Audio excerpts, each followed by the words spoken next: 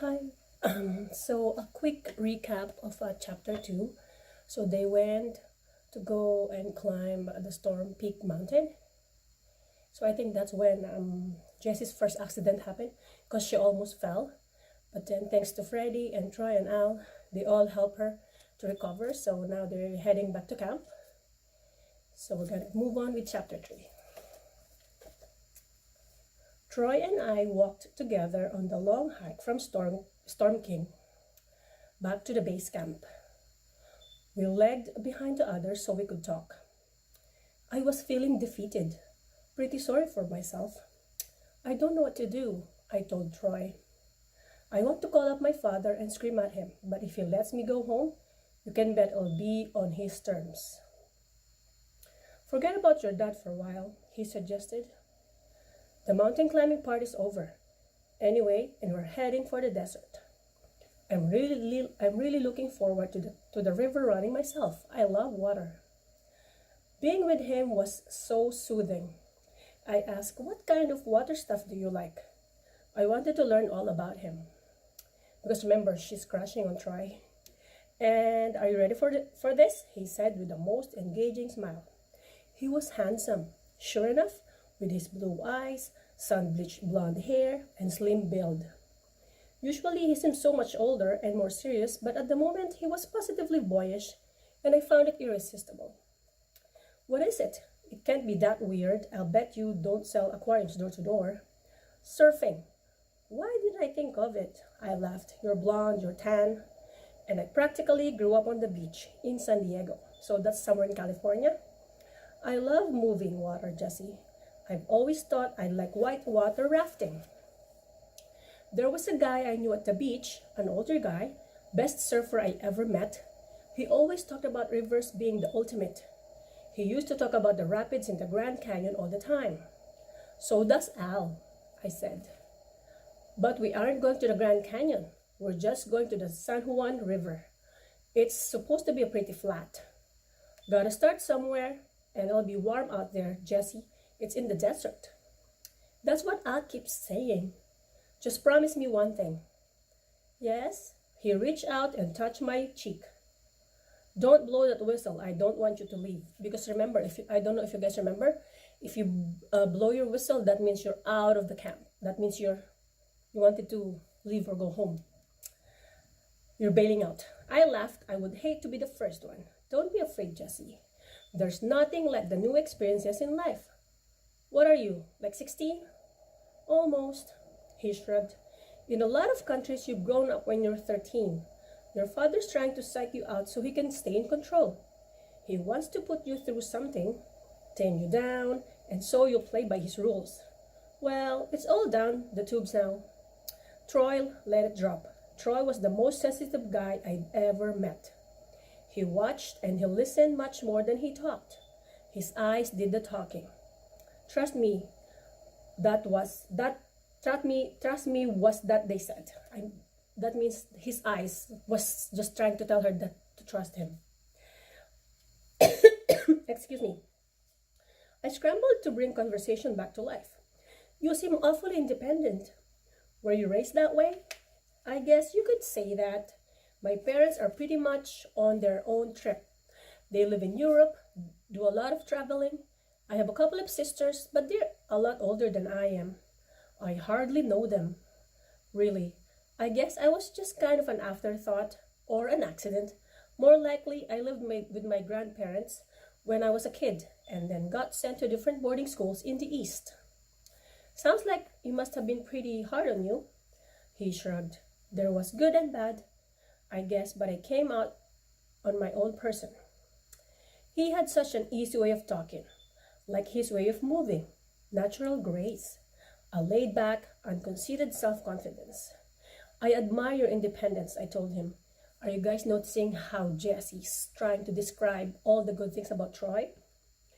She's using a lot of adjectives on him. Like the song says, the past is just a goodbye. I feel so humiliated about what happened back on the mountain. I was absolutely terrified. That's never happened to me before in my life. Forget it, Jessie. Just another experience. You'll move on. Because of me, nobody got to the top. I thought I was the one to feel guilty about that, remember? Picked the wrong route. No, it was my fault. I just panicked. Everybody has been good about not saying so, but we all know it would have been felt great to be standing on the very top of that mountain. Troy was pained. That's exactly what I would like you to think. I can't believe the guy's judgment. He would never have put you on that rest of us in that situation. We don't have the experience. But that's the outer schools do. You know what I think? I think it's all a power trip. They create the situation where they can turn you into putty. They scare you to death and then they save you. I don't know about you, but I'm sick of people playing God with my life. You can say that again. We walked up on the others, who were standing around uncomfortably, trying to take the weight off their shoulders without removing their packs. Al would rarely allow a pack break. From the looks of their faces, it was obvious even from a distance that they'd been waiting for us to catch up. "What's up?" Rita said. "You two having your own private experience?" Pug snickered. I didn't say anything. Rita would love to have Troy's attention. So would the others, especially Pug. People looked up to him and wanted to get closer to him. He granted his favors sparingly, which meant they were all more in demand. Somebody I noticed was missing. "Where's Freddie?" I asked. Al called Freddie's name a few times, but no answer came. Freddie was like that, a loner who could vanish on cat's feet. During basic training, before the Storm King expedition, Freddie would disappear from camp whenever he had free time. He had a day off before the big hike, and he was long gone. I was relaxing on the cabin porch in the hammock that afternoon when I noticed a solitary figure climbing above timberline toward a gap in the peaks towering above the camp. I'm pretty sure it was Freddie. "What if he splits?" Pug asked Al. "What are you going to do about it?" "I'm not worried," Al said. "Freddie'll be back." He wasn't about to launch into what-if discussion with Pug. Pug laughed. And if he doesn't show up, it's between him and his probation officer, right? Something's wrong with my light. I'm sorry, guys. Pardon me. It's flickering. I don't know what's going on. Okay. My mind shot back to the predicament on the cliff face, and I saw Freddie once again on the end of the other rope. I got you. I felt bad. I felt confused. I had every reason to like Freddie. He'd always had a good word for me in his hashful way. And I'd be so cruel. I thought about Troy's reaction to the mountain when I was pleading for him to help me. Why hadn't he even tried? He'd fallen silent, seeming as paralyzed as I was. I put it out of my mind. There probably wasn't anything he could do. Underway again, Troy and I kept up for a while, then lagged behind once more. The weather was building again, and the sun was gone. Visiting with Troy, I didn't even care that it was cooling off and threatening to rain. Adam's a kick, I was saying. He doesn't take himself seriously. Adam doesn't take anything seriously. You're right, he can turn anything into fun. Here's one you'd appreciate. Back in the hometown in Kansas, he would actually dress up like a ninja, robe and sword and all, and sneak around at night, climbing trees and prowling rooftops, and he'd come in through girls' windows and leave them roses on their pillows. He could have been shot, I guess, Troy said. Did he ever get caught? Sure. That's how he wound up here. But you know Adam, he didn't take that seriously either. He's a bit of space case, but in a different way than Star. She's in deep space, wouldn't you say?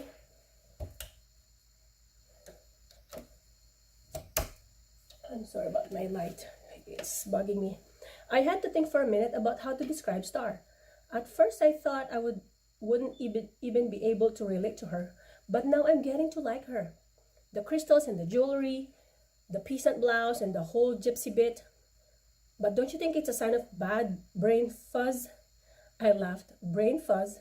Yeah, I guess you could say she's got some of that, but she means well, and that's what counts.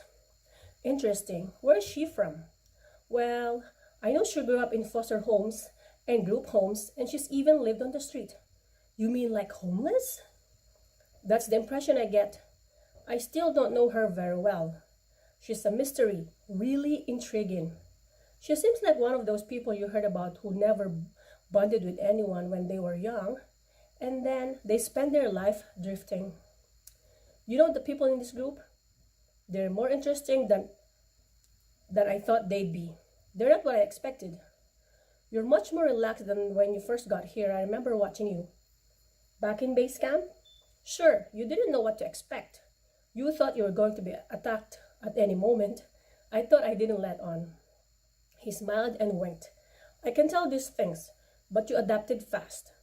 You have a lot of personal strength, but you're still afraid of Pug, aren't you? Pug's the big fella. I've never liked guys that are always flexing their muscles. Flexing. Well, let me tell you the worst. He stabbed somebody. You're kidding. He was raised by his stepfather. A really mean guy, I guess. Beat Pug and his little brother up all the time. That's why Pug's always looking for a shoulder to punch or somebody to sit on. I don't know how you can stand that. He's punching you all the time. I think he's creepy. It's just a little ritual. Anyway, a couple of years ago, Pug put a knife in his stepfather. Lucky for Pug, he didn't kill him. They would have put him away for sure. That's scary. Don't you think it's scary? Troy shook his head. He's no danger to us. Guys like Pug don't have any mental toughness. And as long as you realize that you can't stay way in front of them. I was impressed. You know a lot about people. It's kind of a hobby. So what do you make of Heather and Rita? He smiled. Heather's your classic nobody. Probably ran away a dozen times, doesn't have any idea what she's doing. Always trying to impress somebody. I'll bet anything to her father's an alcoholic, like Adam's. You amaze me, you're incredibly perceptive. And Rita, I got a huge kick out of her, as long as she's not on my case. She's for real. She grew up with 6 brothers, no sisters. You know she actually ran a burglary ring in New York City? Had people bring her hot jewelry, TVs, stereos, and she would fence them herself? Who told you? She did. She was bragging. Of course, but all the same, she was telling the truth, I can tell.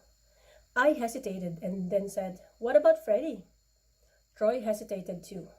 He looked at me and cast as if to find something. And then he said, I can't get a fix on him. He doesn't talk to anybody. One thing I figured out, you kind of like him, don't you? I was surprised. Why did you say that? Just a hunch. I told him to get lost. Maybe you did, but that doesn't mean anything. Confused, I looked away, then stopped in the trail. We looked each other in the eye. Troy's deep blue eyes were staring into mine with that same unblinking, soul-sizing look he'd fastened on me before.